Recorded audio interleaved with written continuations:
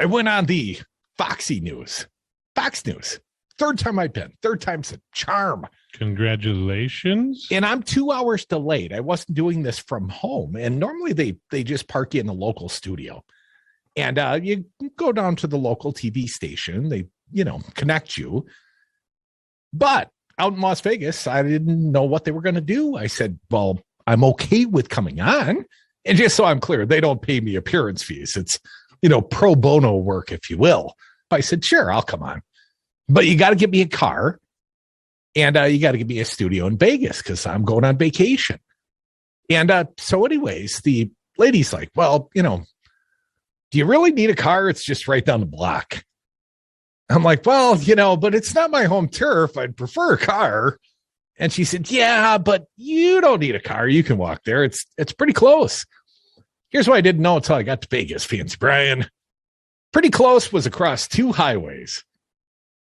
So the strip is backed by, Highway 15. You had to figure out how to cross 2 big highways? Well, even Tropicana Avenue, there's a reason they have all those pedestrian walkways in Vegas that get you over the highly trafficked area. Oh, so you're doing stairs as well now. But dude, the day I did 25,000 steps, maybe it was the next day, 102 floors. 102 floors. I climbed up Mount Zion, or at least one of the mini mountains there, but whatever. Now I'm complaining about my, mile and a half walk down to the Fox News place. Seemed like way too far to go. So I had to get a cab. So I'm out like $15 right now. Fox News, I'm looking for my $15. But anyways, I show up at the studio and it's a little private place. Guy, very nice, felt well treated by the staff there.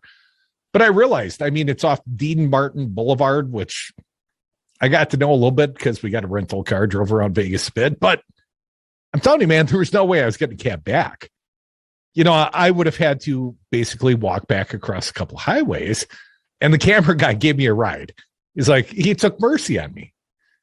And, it's not like I'm wearing a suit. At like 9:00 in the morning in Las Vegas, wearing a suit like I'm doing the walk of shame coming home from the drinking last night. And I've got to cross 2 highways. And literally there are people, I watched people walk across the 50, 60, 70 mile per hour highways. Like they crossed traffic. I don't do that. That's like the Beltline in Madison. That's real gambling there. I'd put a sports book on that end right there. That's an unofficial thing. Like throw up.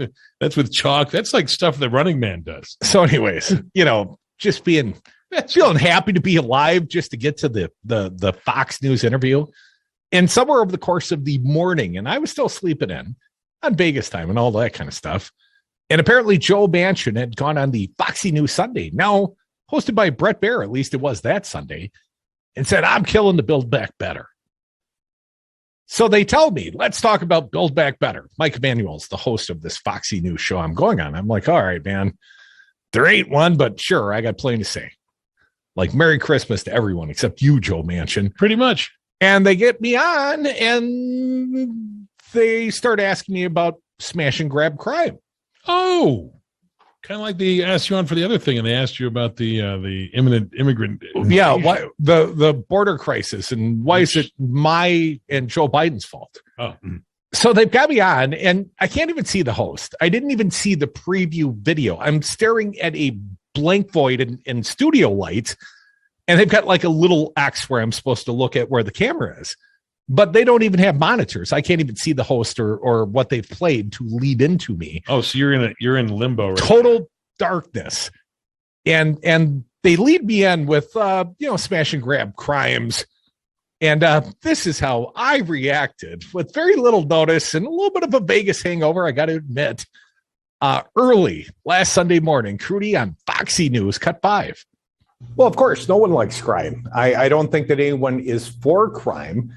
And, we see a rise in certain types of crime, like murders and car thefts. I would say that overall violent crime is down statistically, but obviously these very heinous crimes, they're up. And, of course, be it the left, be it the right, we should all be concerned about the prospect of crime. The question is, what do we do about it? Mm-hmm. And I don't like the term defund the police. I think we should demilitarize the police. We should stop putting so many militaristic resources behind local police departments. But ultimately, nobody is pro-crime. That's how they wanted to frame me. Crudy, why are you pro-crime? Why are you in the left all for smash and grab crime? I mean, that they brought me on to be the pinata, right? Okay, I'm not pro-crime. Let's start from that premise. Here's a little more Crudy on the Foxy News with Mike Emanuel. And also, they didn't tell me there'd be a co-panelist. And this guy's a former Republican congressman, Bob Barr. I don't know if we have any. Might be the whitest person I've seen in a long time. Bob is quite white. Very Republican. Very Foxy friendly, although translucent nearly. A little bit more Crudy on the Fox News. I'm agreeing with very white Bob. Cut 6. I don't know that Joe Biden specifically can turn this particular issue around Smash in and and of grab. itself. Why should he? No executive order. There's no magic wand that Joe Biden has to change the prospect of smash and grab crime. However, I agree with Bob. I think this is really more of a problem, this specific type of crime. That's a problem of corporate America. And certainly they should be working in conjunction with local law enforcement. But if I owned a store and it was getting robbed, it's my job to put protection in my store, in my shop. How dare I?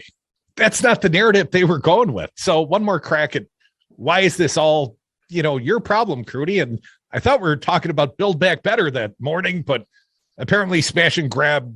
Why is it Joe Biden's fault? Why didn't the president solve this problem for department stores? Well, I asked, what about these other crimes, like the ones on January 6th? And that's pretty much where the interview kind of wrapped up, Fancy Brian. Let's play it for the folks. One more Crudy on Foxy News, cut 7. So, ultimately, this is a problem, no doubt, but it is a problem in just certain jurisdictions like San Francisco. We haven't seen this sort of crime where I'm from, not with any sort of frequency. So certainly I don't think we should be making national policy predicated on a few smash and grabs at specific stores. Now, Joe Biden, crime is certainly an issue. Mm-hmm. I think that we look at these sort of crimes that are being accentuated on this program. But I also look at, what your colleague, Geraldo Rivera, said the other day. We had some very substantial crimes at the U.S. Capitol on January 6th. All right. I think there are other types of crimes. Cut this guy off. Shut him down. Now, it's horrible when you bring up things that I wasn't prepared for. And that was the end of the interview. They shut me down when I started bringing up the Capitol 6 insurrection. Then Crudy, less important at that point. I should have fought for my topic a little bit more. I couldn't tell if the interview was really done or if they just decided, this guy's crossing a line, making us look bad in our support of the insurrection. Well, they want to talk about the only crime that they care about at that moment and not actual principle. The war on Christmas. And that's why of course, it's a very hard war on Christmas. Oh my goodness. We were all shut down because of the shipping. How did anybody ever get through Christmas right now? Do you see that Christmas spending way up? Way up. Oh, yeah. It was quite a very terrific Christmas for retailers, up about 8.5%. To which I'd like to say thank you, Joe Biden. I'm pretty you. sure that child tax credit really helped with that holiday spending, just to throw it out. Put it a different way. Let's go, Brandon.